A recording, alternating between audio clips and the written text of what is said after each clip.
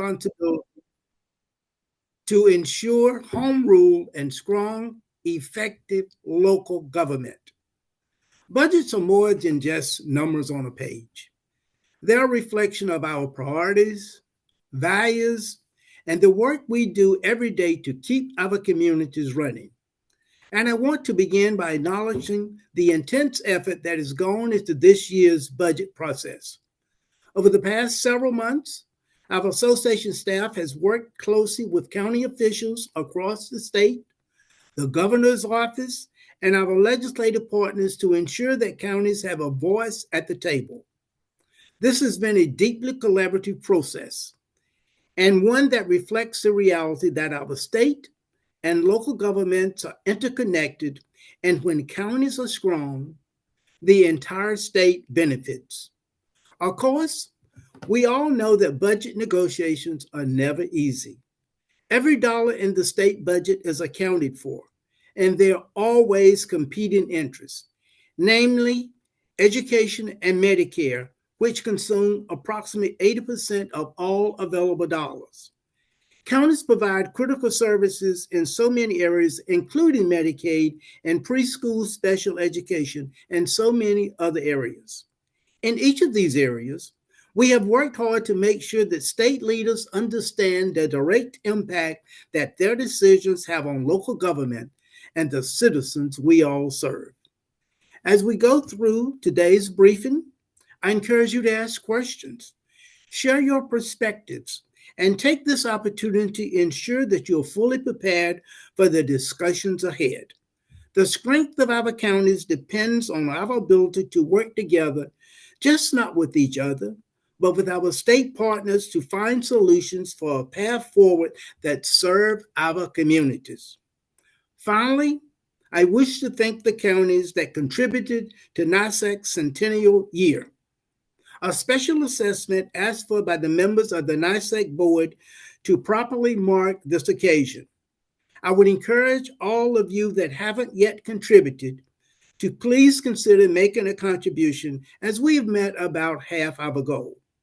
As we celebrate our centennial, I conclude by thanking all of you for the great work you do for the citizenry and for NYSAC.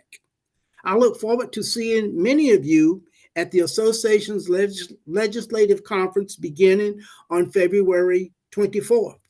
We have a special celebration at the state capitol on Tuesday, February 25th. And with that, I will turn it over to our Executive Director, Steve Aquarius, for the budget briefing. Steve, thank you, and welcome everyone. Thank you, Ben, President Boykin, for bringing us together in your eloquent words. Today is budget day. Today is the day that the association has been asked by the New York State Legislature to report the county's voice in Albany. We will be up there in an hour or two alongside the State Conference of Mayors and the Association of Towns to bring the local government's perspective. So today, before we do that, we really would appreciate hearing from you, the county members. So, as Ryan Gregoire put into the chat, please submit questions. If there's, as President Boykin mentioned, the more interactive we are, the more we can bring your voice to the state legislature today and over the next several months. So please send in comments. If we don't touch on certain issues during this, or if there are certain matters of concern to you locally, please just let us know.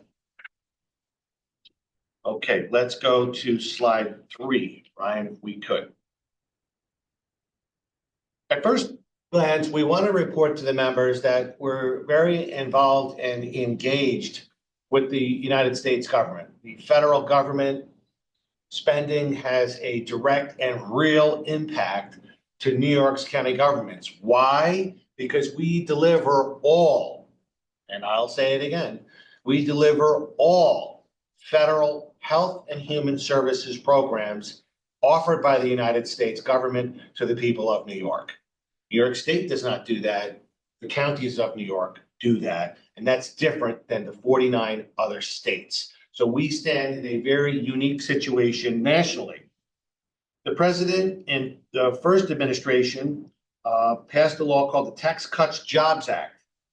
In this next administration, the first bullet here talks about extending additional tax cuts from the initial Tax Cuts Jobs Act that could be 4 to 6 trillion over 10 years.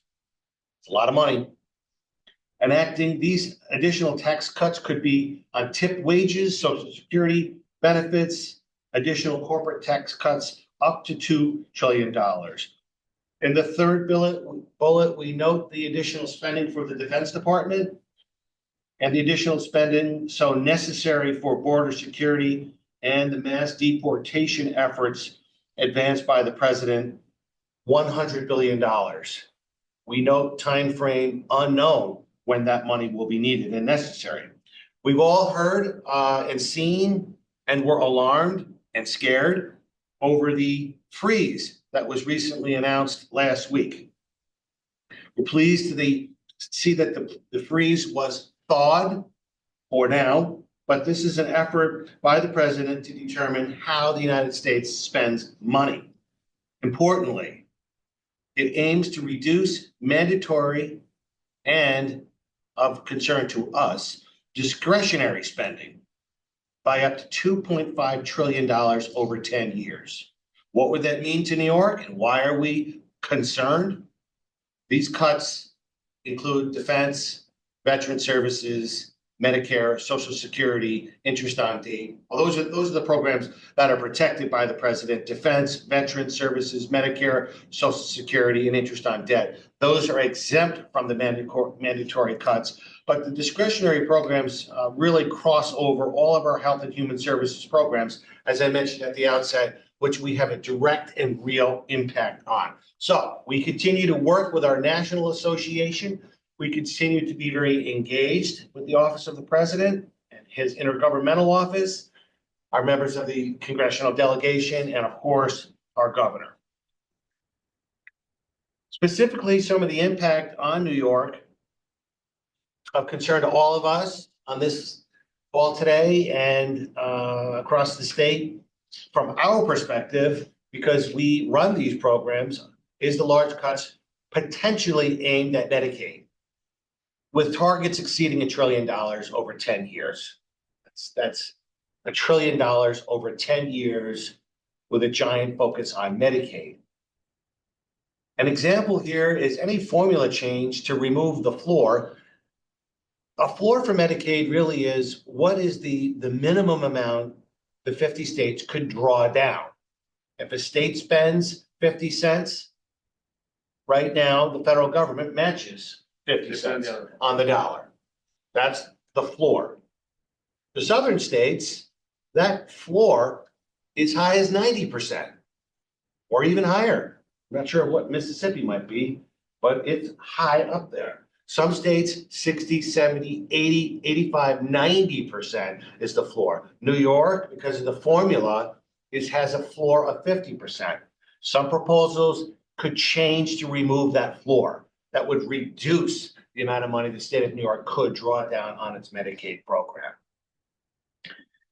Any funding formula change to remove that floor on calculating federal Medicaid match, or the FMAP, could cut, as we project, $500 billion over 10 years. It's similar to the SALT. We call this the SALT cap on Medicaid. When they capped the state and local tax deductions, 2/3 of that impact fell to 3 states.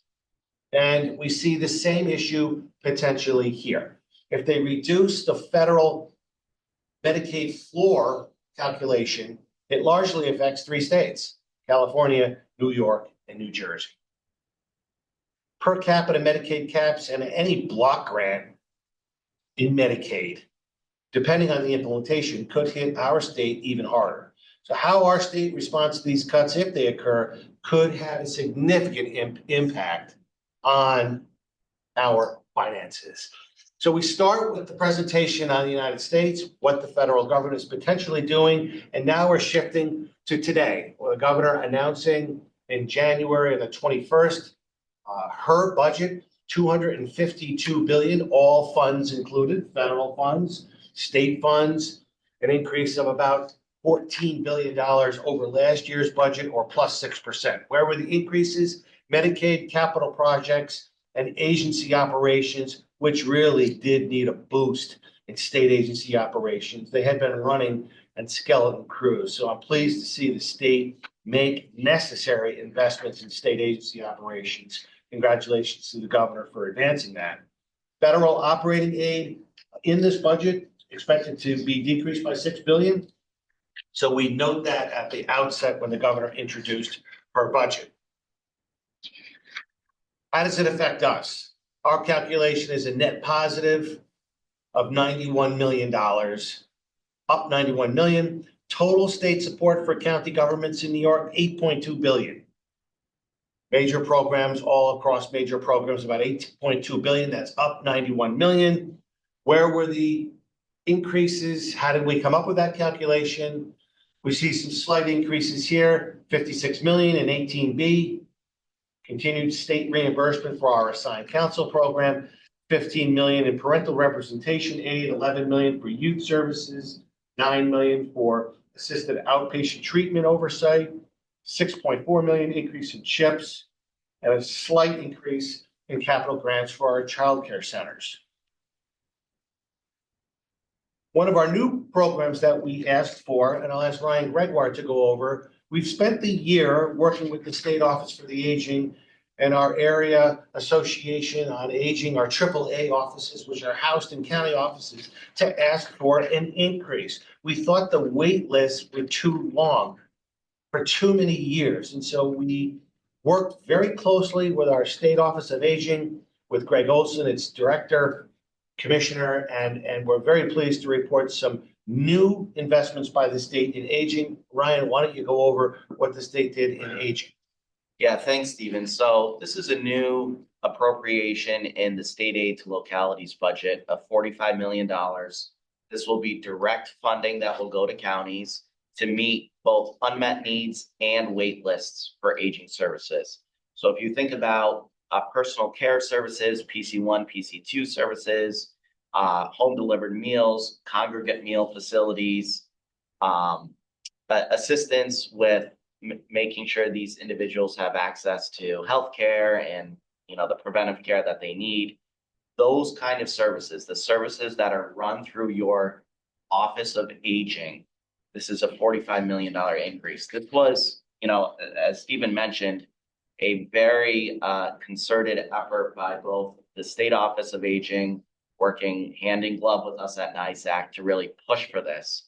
There had been, under the prior administration, a significant divestment in aging services, and we're pleased to see that Governor Hochul is finally making, a first of hopefully many investments in our aging services. This is on top of the $18 million that we have in baseline aid, $15 million in increased ISIP funding, which is the same as what has been appropriated in past budgets, for a total of $68 million across the board.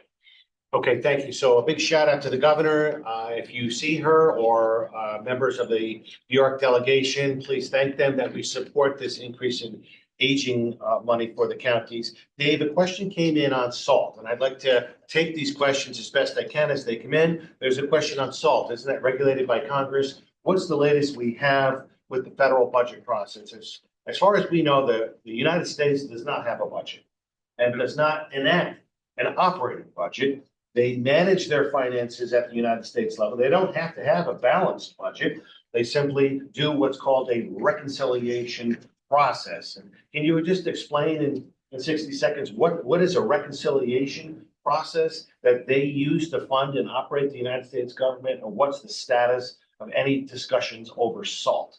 Yeah, the baseline on salt right now is the handful of members, Republican members, that'll be involved in reconciliation from New Jersey, New York, and from California have said they need some sort of fix for salt. There's not a lot of details out there of what that would look like. They've introduced some bills that would basically eliminate the marriage penalty, which would raise the cap to 20,000 instead of 10,000 for a married couple. There's bills out there that would go up to 30,000 for a married couple and 15 for singles. And also There's another proposal to eliminate the salt cap for incomes under a certain threshold. And usually that's like a $250,000 or $300,000 level. Those all come with really large price tags in the process. So that's what's being negotiated, but that's kind of what's in the mix. It's hard to tell where they're going to end up. And the president has come out saying he wants some sort of SALT accommodation for the handful of states that need it. On the other side of that lever, in reconciliation, they're using that process to do it on a partisan basis. It's not unusual. Congress does this when they have all three chambers in the same party. They use reconciliation quite a bit. It avoids a filibuster in the Senate where you only need 50 votes. The margin in the House is actually more narrow than in the Senate right now for the Republicans. They only have a two-seat margin as soon as Elise Stefanik steps down, which means they can only lose one vote and still pass a bill in the House of Representatives. So they've already delayed their budget resolution vote that was supposed to occur this week in the House. And as I was saying, on the other side of the coin is there's a handful of Republicans that want the SALT to be fixed, which reduces the availability of revenue for this proposal. On the other side, there's a lot of conservatives that want steeper cuts. So what they had on the table at the beginning of this week was about 300 to 500 billion in cuts over 10 years. The conservative Republicans want 2.5 trillion. And right now they're at a standstill to figure out, is it going to be the cutters or is it going to be the SALT people that get their way here in this situation? So they're kind of at a standstill right now in Congress on reconciliation. Okay, again, when you're interacting with your member of Congress, we are very concerned. We are very concerned about SALT, but we are very concerned about those initial cuts or potential cuts in the discretionary and mandatory spending across the board, all health and human service programs, temporary assistance to needy families. If they reduce that appropriation, the state of New York has what's called a safety net program. And the safety net program is paid for largely by the counties. So if they reduce the amount of time or the years that someone could be on temporary assistance from 5 years to 3 years, that would mean that we would pick up at the county level the difference. Yeah, there's straight cuts in some of the federal budget proposals just to reduce the TANF block grant by 10%. 2 states get 40% of that funding, California and New York. So a 10% cut there will be borne mainly by a couple of states, and we're one of them. Well, we don't mean to bore you by the federal action, but we are very concerned and remain very concerned about the actions of the federal government. This slide talks about agriculture markets, ag and markets, local assistance funding, 53 million for local ag assistance. It's a slight decrease, 20 million for non-point source pollution control programs, farmland preservation, and other ag programs. We like to continue to have agriculture mentioned. In community college, very pleased that the state is maintaining, next slide, Ryan, is maintaining the funding floor for our community colleges at 100% of the prior year. This largely comes from Chancellor John King, the SUNY Chancellor, in line with the community colleges, in line with our governor, all asking for the same thing, maintaining that funding floor for community colleges at 100% of prior year's funding. That's a big deal for us. We worked hard to get that. The governor also proposing a new program for certain trades. I've not seen the list of trades, but it could be a high demand occupation such as nursing, engineering, advanced manufacturing. But the governor proposing a $50 million appropriation for tuition, fees, books, supplies for SUNY or CUNY students. I thought it was at community colleges and not SUNY, but Both, Stephen. Oh, SUNY community colleges is what they call. well, it's really community colleges. Right. Between the ages of 25 and 55. So, if you unpack that a bit, this isn't addressing our traditional students, if you will. Right. The 18 to 24-year-olds, that's who's sort of in there now. The non-traditional student or the 25 to 55-year-old That's sort of a new program that the state is focusing on, and I just, draw that distinction there. Do you want to say something, Ryan, on that? I would just piggyback and add that what we have heard from the state is they're trying to incentivize people who are in, in a situation where they're looking to possibly change careers, where they're looking to pivot into one of these sectors like advanced manufacturing, that there's a pathway for them to do that. And that's what the governor's proposing here. Yeah, I wanted to add, This is Patrick Cummings. Yeah, hi, Freddie. It might be an increase of students, which is a good thing, right? But I've also already heard from counties, looking at this, we have to figure out what exactly the fields are going into. This might be an increase of staff, and you're gonna need your community colleges to teach those students. This reimbursement is for the students to come in. Obviously, that money could flow into the community colleges, but you'll need to prepare, maybe even regionally, it might be nurses or plumbers or things like that. And we'll have to get a real handle on this so that we can meet that that new supply coming in with more educators potentially at our community colleges. Stephen, before we move on, I just want to make one note for the members on SALT, and this answers a few questions that have come in the chat room.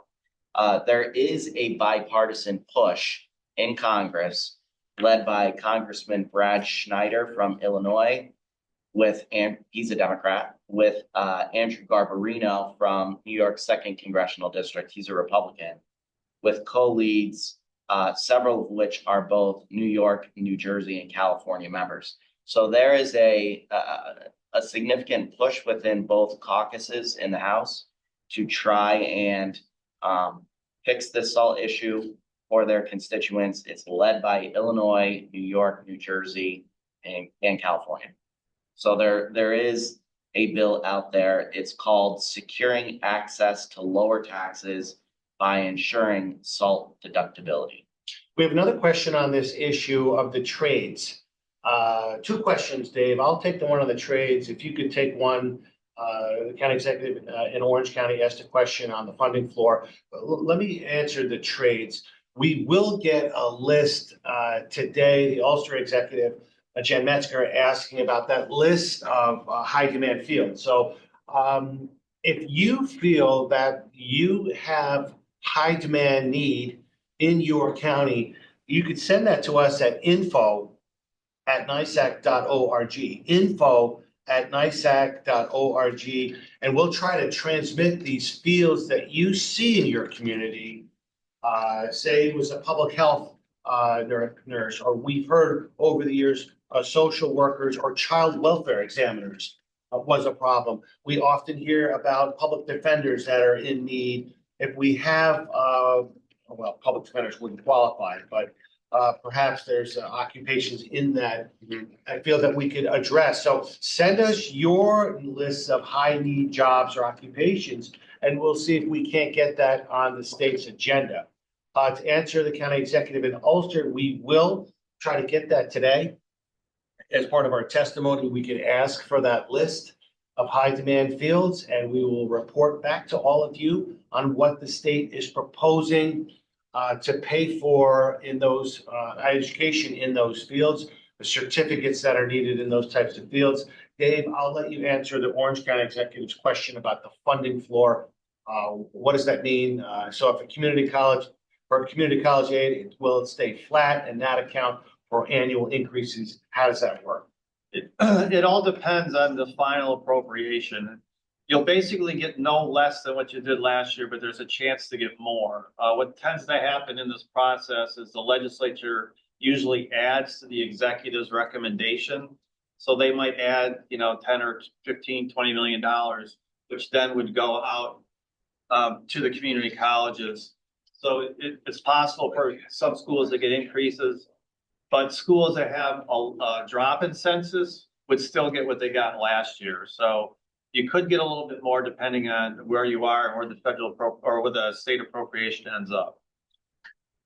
Right, the current language, we're told, reads, such fields shall include but not be limited to advanced manufacturing, technology, cybersecurity, engineering, artificial intelligence, nursing, and allied health professions, green and renewable energy, and pathways to teaching in shortage areas. That's the list. Ryan, can we put that list on the chat for everybody to see?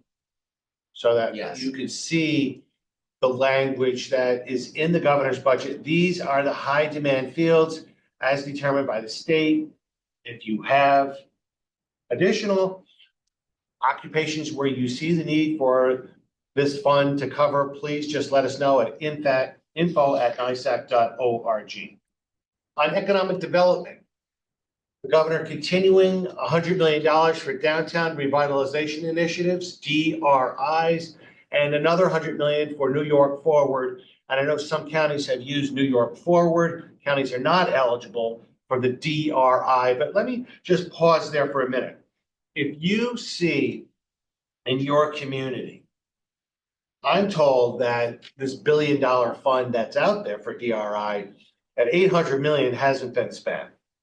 So if you see reasons why a town, city, or village who might be eligible for this DRI can't move this, or there's problems in the state, local implementation, let us know at info@nysac.org, and we could try to remove that logjam and try to improve this process. We think it's a little clunky and that we could do a better job of moving this money. And so please let us know if you see something in your community that would better move that process forward. And the same goes with New York Forward. Very pleased that a portion of $200 million allocated to this program, DRI, may be appropriated to communities impacted by the closure of the New York State any correctional facility and juvenile justice facilities. Let me give a shout out to Washington County. They're on with us here today. We did this for you. And that is NYSAC worked with our governor, and she personally put this in the budget for the impact specifically in Washington County, but it does apply to other counties around the state of New York where there was a closure of a state prison, a state correctional facility, a juvenile justice facility. Perhaps it's in Essex County, perhaps it's in Chemung County, perhaps it's in Dutchess County, Sullivan County, of course, impacted on this. But it was acute in Washington as the largest employer in that county, and with that closure causing severe economic hardship. So that'll be something we will have to advocate for and get through the process. Ryan, do you want to talk anything more about that issue? No, it's just that if you have an economic plan at the ready, and I am sure your county economic development offices or your LDC has that at their disposal, you should have that primed and ready to go. Because if this language is included in the enacted budget, which we're going to be pushing for, this would unlock a portion of that $800 million that Stephen had just talked about and allow you to receive, as a county, a direct allocation of those funds. This could be a huge economic development driver. I don't think there's a time frame on that either, when it closed. So you might want to understand in your county where there was a state prison closure, juvenile justice facility closure, maybe one that's idle right now, or really it's there, Ryan, but not being used, might be able to qualify for sort of a repurposing of that facility. Look, I mean, the state is opening up the possibility here for a little bit more flexibility on how this funding can be used. And as you noted, Stephen, there's almost $1 billion at play that counties should be going after. Back to the community college high demand list for jobs. Again, please let us know. I know some of you, like Jen Metzger, she championed green energy and clean energy and green jobs to be included. So Jen, thank you for doing that. You can make a difference. If there are areas in your region in healthcare or child welfare or other areas that you think the whole state could benefit as a whole, as obviously green and clean energy jobs affect all of us, there are certain categories that you feel should be part of this program. Let us know, and we'll get that to the city chancellor for his consideration and also our governor and state legislature. Tourism up slightly, $2.5 million for local tourism, or it's provided at 2.45 million. Yeah. For local tourism promotion. Ryan, we're doing a tourism session at the conference and at the end of February. You want to give some folks a shout out on what's going to take place on February 25th, I think? Yeah, February 25th from 9 to 10:15 in the morning at the conference. We're going to have a very exciting and dynamic panel join us to talk about new, innovative, creative ways that counties and other municipalities have been implementing new tourism strategies. It's a very dynamic group of speakers, very interesting, and hopefully you'll be able to join us for that. And again, here's another pot of money that counties can tap into to really promote their tourism. On elections, $5 million for the cost, reimbursement costs related to providing prepaid return postage and outgoing postage on absentee ballots and applications and any early mail voting ballots. We've made it a point, Ryan, when they expand this election process, early voting, postage, absentee ballots, that they should pay for it. And the state seems to be putting money towards those efforts. So this is an appropriation that has happened year after year. However, it's woefully inadequate. And I say that because there's no aid to locality appropriation for your operating expense of administering elections, and there's no new capital money. So what we've done is NYSAC has submitted what's called a 30-day budget amendment request to the governor. But really what it is it gets our position on paper to say, you need to provide funding for counties for operating and capital expenses as it relates to election administration.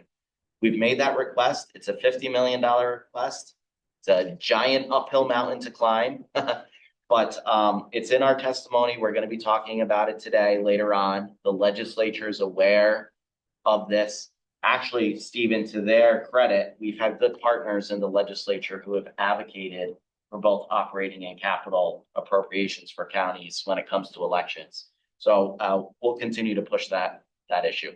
Okay, got about 20 minutes to get through our session here today on the environment. I'll go to Alexandra Regan from our office, who is an expert on all things environment. We worked hard, again, with our governor, state legislature over the past 5 years or so, really to draw attention to clean water infrastructure. We continue to see PFAS. We continue to see PFAS leachate from our landfills coming into potentially impacting clean drinking water sources. So we need a clean water infrastructure grant program. And so this year we have some additional funds going into that. And I'll go to Alexandra to review some of the issues that we've called to your attention on the environment.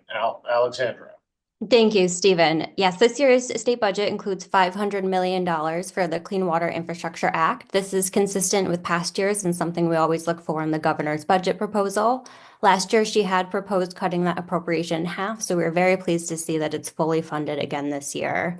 The Environmental Protection Fund is also funded at $400 million. This is a pot of money that supports climate change mitigation and adaptation projects, agricultural resource protection projects, water conservation initiatives. So another pot of funding that we always want to see fully funded, and again was funded at $400 million this year, which is consistent with past years. There is some new money I want to draw your attention to, and that is a Sustainable Future Program. This is $1 billion in new capital projects funding that the governor is proposing to adapt to and mitigate climate change. Currently, it's a very broad appropriation. It gives the governor a lot of discretion to decide how to divvy up this new money. It's likely that the legislature will come up with some specific purposes that the money needs to be used for and suballocate it for these different uses. NYSAC is going to advocate for a portion of this money to go directly to you for your climate change mitigation and adaptation projects. We think it's really important that this money be used to both enhance your engagement with the state, so you're aware of what the state is doing, and to the extent that you're interested in supporting the state's initiatives, that you have the capacity to do that. And we also want you to be able to take on your own initiatives, whether it is resiliency projects like preparing for floods or responding to floods, or other projects to reduce energy costs, improve efficiency of your own government buildings. So this is a really important new pot of funding that could potentially be in this year's enacted budget. Okay, thank you, Alexandra. Patrick, can you tell our members what's happening in gaming? There has been some changes. Sure. In the state revenues tied to commercial gaming offset fund, VOTs, commercial and tribal compacts. Yeah, it's mostly, thanks, Stephen. It's mostly flat. The increase you see is they're expecting more foot traffic, more betting that can then bring more to the counties. That's a wait and see. Those are projected numbers, but mostly flat across the board from what we've seen as far as the percentages going to our counties. I would note there's a little bit of a storm cloud we got to keep an eye on and keep advocating for. There's two major things that may happen towards the end of this year. One, New York City, these bids are going into casinos for New York City that will, right now, the way the law is written, would bring them in casino, up to 3 casinos in New York City. While that will bring in revenue to the New York City region, certainly Sullivan counties of the world, Schenectady counties of the world with casinos, I'd even argue up into the Syracuse region, much of that traffic at these gaming facilities come from New York City, and considering what we get on a county level to help with the infrastructure, it's all based on percentages. So if you get lower foot traffic based on these casinos coming in your region, you potentially are going to get less revenue. We are advocating for any kind of loss that we can figure out from that the state needs to offset that for us, that they shouldn't be putting in more gaming facilities and then having other regions lose out. Currently, that is not on the table. So that's a later thing, but I want to put that in your head because this is something we're going to have to work on here. The second major thing that's occurring right now is those in the western region of New York, the Seneca compact negotiations are still ongoing. They are negotiating with state currently on what we're hearing from reports is the Seneca Nation is looking to lower the rate on what they're paying to the state. And I would not be surprised if that's an outcome of this. Again, same kind of argument with for your counties that I just said about the New York City potential casinos. Whatever the state does there, we need to ensure that we're whatever loss we have from a negative negotiation as far as funding coming in, state will need to offset that to continue to your services. Alexandra, back in environment, the county executive in Orange has asked about the wetlands regulation that I believe they enacted. We, of course, had written to the state about the impact on economic development, some of the far-reaching consequences, perhaps overreaching consequences or unintended consequences regarding that regulation. Can you talk about the status of the new wetlands mapping that the state is doing? Yes, so these regulations are the result of legislation that was adopted, I believe, as part of last year's state budget to update our state wetlands mapping and the protections of these wetland areas. DEC has officially adopted these regulations to implement that legislation, but we know that many of your counties have concerns about impacts to housing, to development, and so we have a meeting scheduled with DEC to discuss the concerns that you still have, see if we could potentially get some amendments to the enacted regulations. Our Agriculture and Rural Affairs Committee will also be passing a resolution expressing some of the concerns we have, putting them in writing so you can also pass that through your county board and relay those concerns to the governor, legislature, and DEC. But we do know, that there's a lot of issues with the regulations. There's some needs for revisions and for more input from local government. And we're hoping that potentially we can get some changes, though I should, really emphasize currently, this is already in effect. So for the time being, this is what is the state law, state regulation. Potentially down the line, we could get some changes to those to better reflect your community needs. Thank you, Alexandra. I want to go back to Patrick on an update.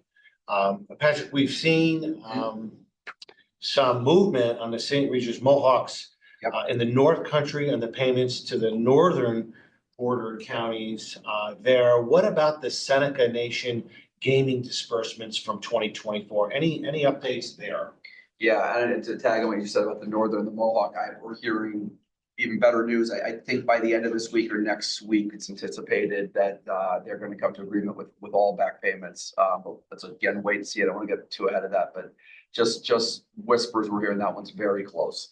The Seneca, it's unique. So what a compact is really is a contract, right? The contract is codified into state law, and the Seneca compact is unique in that it's not evergreen. It has to be renewed, I believe now every 4 years. And this contract came up in either late 2023 or early 2024, and they've been negotiating the whole time since. They've been so technically payments may not come through until they finish those negotiations. They've been putting I think 3 months at a time. They keep continuing the compact, but it's not.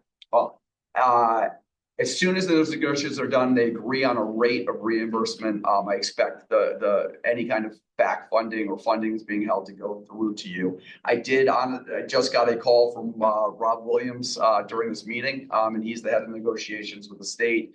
I was looking to get an update on the budget from him, as well as any kind of idea of timing on that.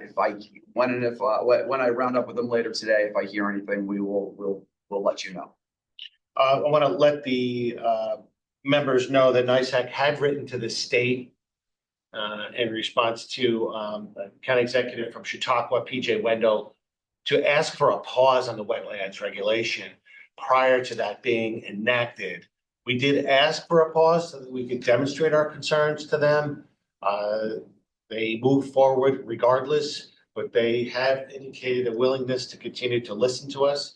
As Alexandra mentioned, we have a meeting set up shortly, and we will deliver those comments to them very shortly on wetlands. But we heard a lot from you on wetlands, and as Alexandra mentioned to me, I think there were thousands of comments that were submitted to the state on that particular regulation. So they heard a lot from a lot of people. Ryan, let's talk about general government. We made a lot of progress here. County Executive from Onondaga, Ryan McMahon, County Executive Newhouse, sort of championed as president of the County Executives Association. Ryan McMahon talked a lot about housing and how counties can engage in housing and infrastructure programs. We were able to do something last year. Can you talk about that program and what happened in this year's budget?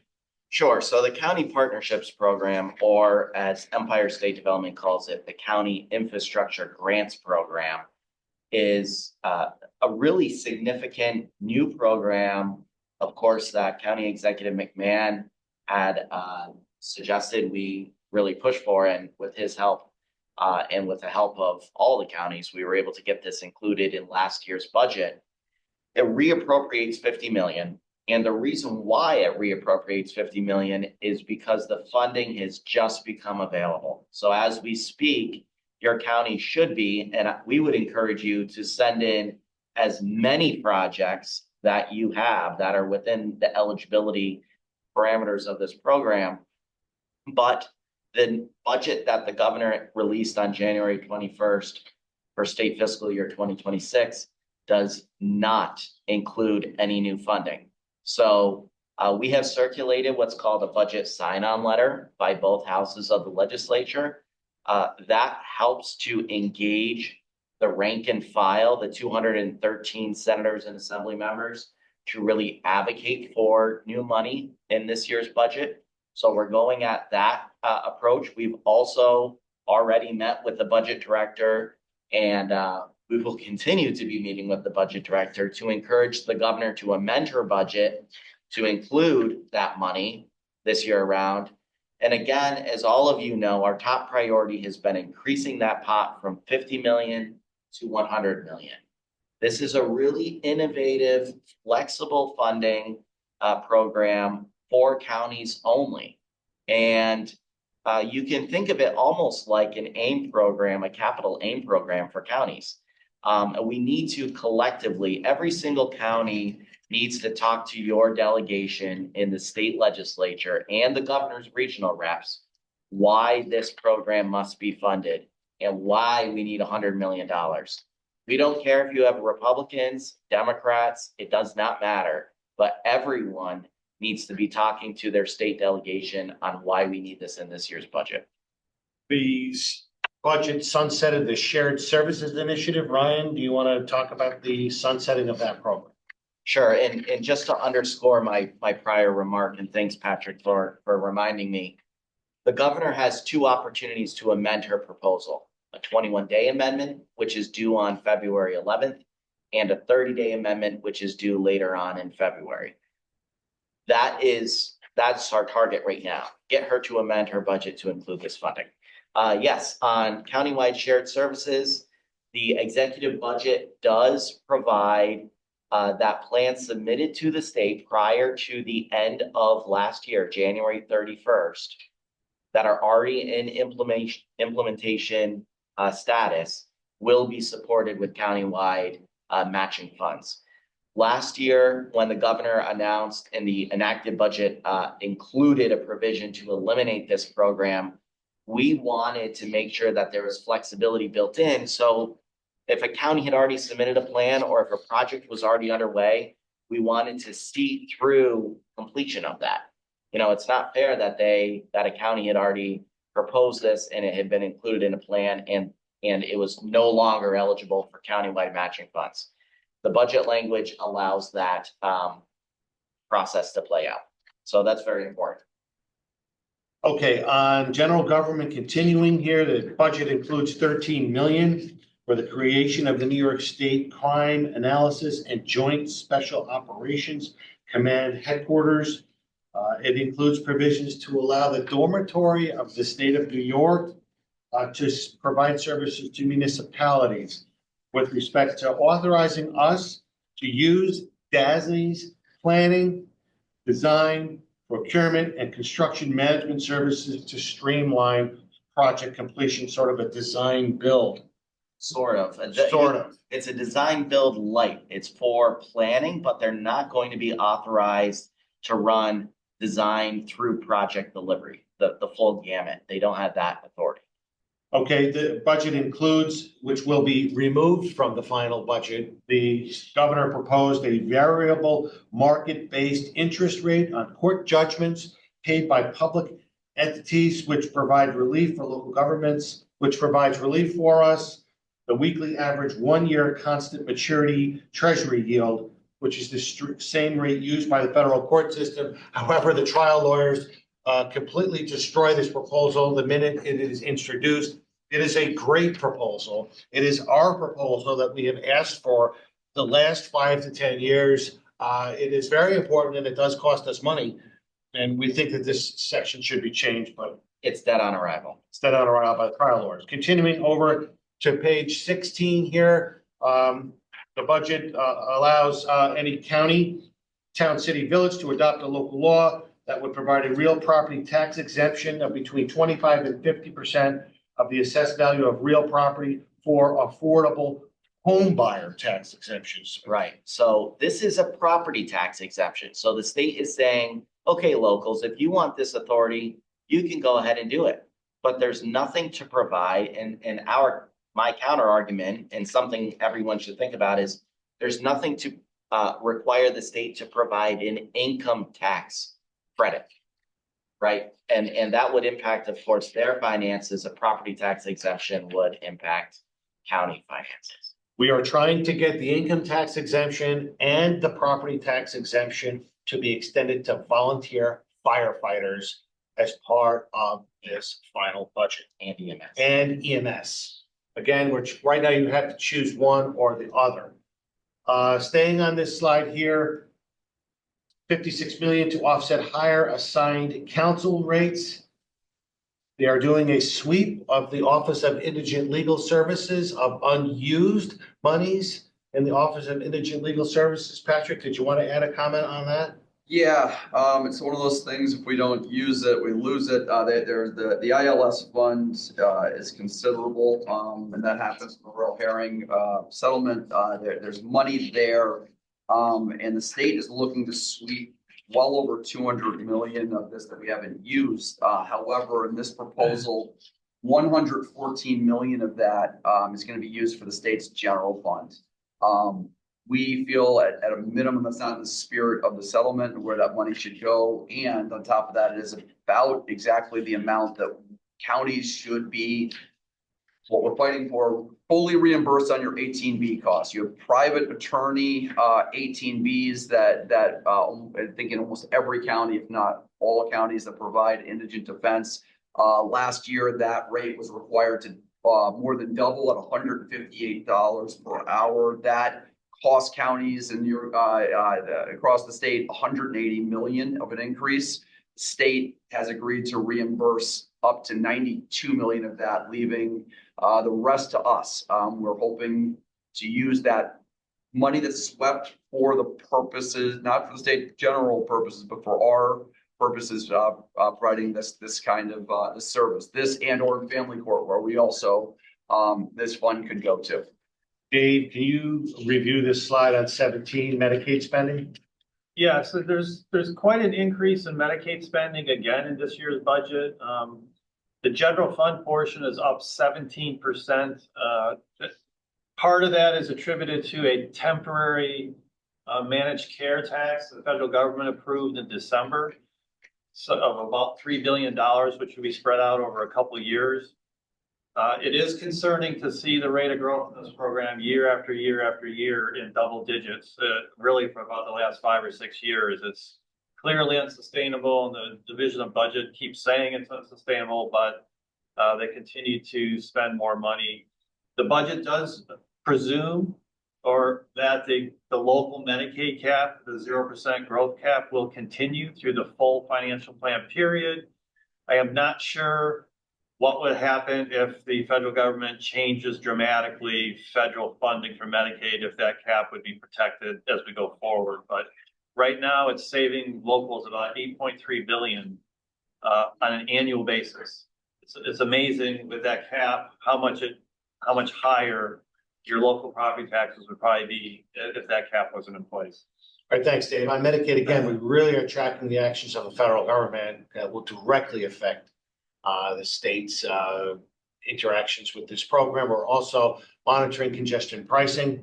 I know the governor has spoke to the president and president's administration about congestion pricing in New York City, and we continue to monitor that issue. On slide 18 in mental health, largely dealing we're calling attention here to funding that was set aside for assisted outpatient treatment. There is an increase there to enhance county level implementation, 2 million, 6 million there, 2 million for additional OMH staff for monitoring, enhanced statewide training in this issue. Governor, very committed to this issue in light of what happened over the summer, I believe, in the New York City subway systems. So we're pleased to see some attention in mental health. On public safety, EMS, some funding here, 5.6 million directly to counties to develop individual EMS plans, designating EMS as an essential services. And then there's a provision here that authorizes municipalities to establish special districts for the purposes of financing. And is this the section here, Ryan, which is a shall every county? So there's a proposal here that has language that states the following: every county, town, city, and village shall establish special districts for the purpose of financing and implementing EMS service expansion in the region. We have expressed our concern, opposition to that language. We will restate that today, that we oppose that language that has a county being obligated to provide EMS service, right? Yeah, this is what's called an Article 7 bill. It's located in the health and mental hygiene section of the budget, Part R. Again, to underscore Stephen's comments, we cannot accept a new mandate on counties. And right now, the way the language is written, it requires every county, city, town, village to provide for EMS. Right now, the towns largely do it, cities on their own, Yeah, or fire districts. or fire districts. So kind of an odd twist here. And so we'll make sure to call attention to that. On slide 20, Ryan, public safety funding, 85 million in new funding for PSAP grants to counties to purchase equipment. Bob Bergen asking this question about that program. What's Yeah. the status here? Okay, so there's two different $85 million buckets. This one that we have on the slide is for PSAP and what's called statewide interoperable communication grants. That money is always appropriated every single year. PSAP is formula-based. SICIG is targeted aid-based and competitive-based. There was last year $85 million appropriated in the capital budget for the implementation of E911. NYSAC and our 911 communicators, emergency managers, sheriff's departments worked really hard to get that money in the budget. Jackie Bray, the commissioner of dishes, has told us that this is just the beginning of the funding and that this was a commitment that the state wanted to make to ensure that counties had resources to implement 911, next gen 911. That funding is reappropriated, but any new money is not in the budget. We're pushing the governor's office to put $85 million back in the budget. All right, on slide 21, Ryan, next slide. Really just calling to your attention here, how come we are not spending raise the age money? And I'll say it again. Why aren't we spending raise the age funds? 1.25 billion now available to counties. So I suspect I know why, but they don't understand why. At the state level, we have asked for the ability to use our jails to repurpose them as temporary holding facilities. No sight, no sound, at different entrances and exits away from the adult population. We will continue to push for that. But again, another $250 million appropriation, which sets it over $1 billion here. So if you have some creative ideas here on a raise the age facility, and I know Monroe County had some pretty interesting ideas. Talking to County Executive Bello and Bob Bergen, and I know Westchester is building on a facility. We really need to hear from your DSS commissioners and your probation officers. Why is the money, what's the clog in the pipeline, so to speak?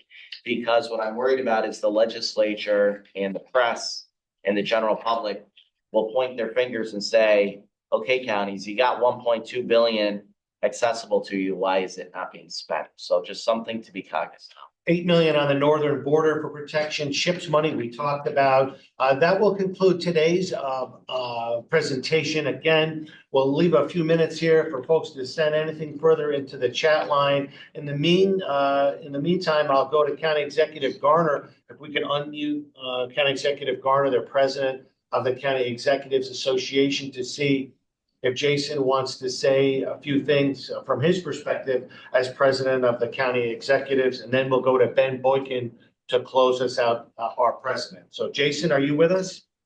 I am, and I just wanted to say thank you, Steve, and thank you to the NYSAC team. It's incredibly informative with the work that all of you guys do that we just don't have the time to do, getting into all this information and providing it for it. It's really helpful. I think just looking forward to the next couple of months, you've really given a really good understanding of what the budget is as proposed, but we all know over the next couple of months, sometimes things can change very quickly, whether it's as they reach a budget deal, new things come out that we rely on NYSAC to brief us on very quickly, sometimes with like a day's notice before the voting happens. So I would just encourage our county leaders to, any updates that NYSAC has going forward through the budget. And then, given some of the things that have happened at the federal government, just being very aware of what could be out there and making sure that we all advocate, whether it's to our federal leaders or to our state leaders, that whatever you guys do, you're going to do, but hold the counties harmless and anything that happens. You know, we do not want to be left picking up the tab on any type of federal funding cuts that come down the pike. So I think it's really important for everybody that's on the webinar, all of our county leaders, to be in real good communication with both our state and our federal leaders over the next couple of months as those votes start to happen, the budget votes start to happen, the continuing resolutions starts to be put together. But once again, just want to thank you and your team, Steve, for all the great work that you've done. It's really informative and very helpful. Thank you, County Executive. As Jason mentioned, as you're interacting with your members of Congress, your members of the state legislature, the governor, the lieutenant governor, our senator, U.S. senators, when you're seeing them, please bring up your concerns. It is a community here and we're united. We're continuing to raise the issue. I know County Executive McCoy has talked about over the years the impact of Part 730, Ryan. Yes. The competency of those standing trial. We continue to track the costs going up in some instances exponentially in certain counties. Any thoughts on that? Yeah, some counties are up over 3,000% year over year in their 730 costs. I think we've heard from just about every single county executive, manager, chair of the legislature on how this program has exploded across the state in the last 3, 4, 5 years now. We have a bill that's been introduced for several years now, and it's again, we just talked to Senator Brooke last week about it. She is out of the Monroe County area. This is something that directly impacts County Executive Bello. We're pushing for this legislation to make reforms to the way that we treat these individuals. The state does not want to take back any of the fiscal responsibility because it costs them money on their financial plan. That's what it boils down to. So what we're trying to do is say, okay, rather than just take back the costs that you've shifted onto us, are there systematic program reforms that can be made to a statute that has not been touched since the 1940s? The answer to that is yes. There's a 15-page bill on this. Alex, if you can throw into the chat that piece of legislation that Senator Brooke sponsors, it's something that your mental hygiene directors, your mental health directors and commissioners are very engaged with. If you talk to them, they know about this. But we need to raise this profile a little more with the state legislature. It's very complex, right? When you think about this population that kind of flies under the radar, they have allegedly committed a crime.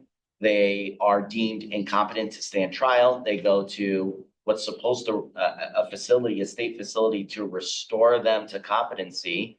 But by and large, those individuals languish in these facilities, costing taxpayers an enormous amount of money.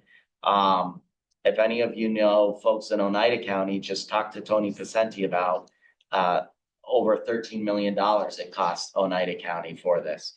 So it's certainly on the top of our radar. Thank you, Alex. Senate Bill 1004, Senator Brooke, Monroe County.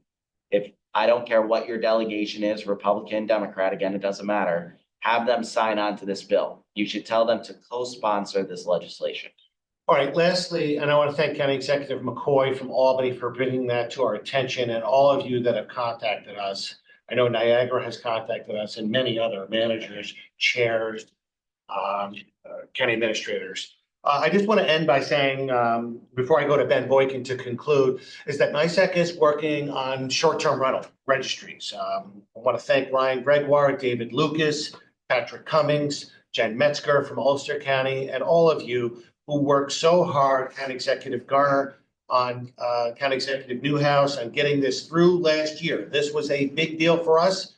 It is a very important local issue on your hotel motel occupancy tax collection, on the sales tax collection that will now occur as we go into the fall of 2025. NYSAC is structuring an offering for all counties to use through Deckard Technologies on short-term registries. We don't want everyone to individually go off on their own and create something. There's a better way of doing it, and we're in the final stages of working some language out with Decker Technologies, who we believe is the field leader in this regard. We had a long meeting with them last week. We'll continue to have many meetings with them during our conference as well. But I wanted to flag that for all of you, that we are going to be advancing a solution for all of you in the next few weeks.